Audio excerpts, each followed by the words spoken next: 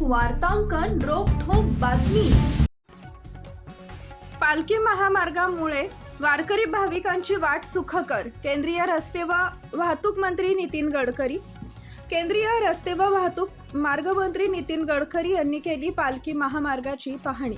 श्री विठ्ठल रुक्मिणी मंदिर पंढरपूर, श्री स्वामी समर्थ अक्कलकोट यांसारखी महत्त्वाची देवस्थानं असलेल्या सोलापूर जिल्ह्यासाठी रस्ते जाळे मजबूतीचं महत्त्व मोठं आहे। या बाबी लक्षात घेऊन बांधण्यात आलेलं हे महामार्ग प्रकल्प जिल्ह्यातील आध्यात्मिक स्थळांपर्यंत पोहोचण्यास भाविकांसाठी सुलभ झालंय।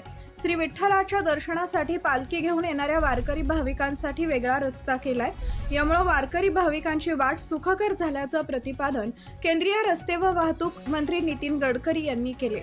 संत ज्ञानेश्वर महाराज व संत तुकाराम महाराज पालखी महामार्गाच्या कामाची प्रत्यक्ष पाहणी केंद्रीय रस्ते वाहतूक व महामार्ग मंत्री नितीन गडकरी यांनी आज केली।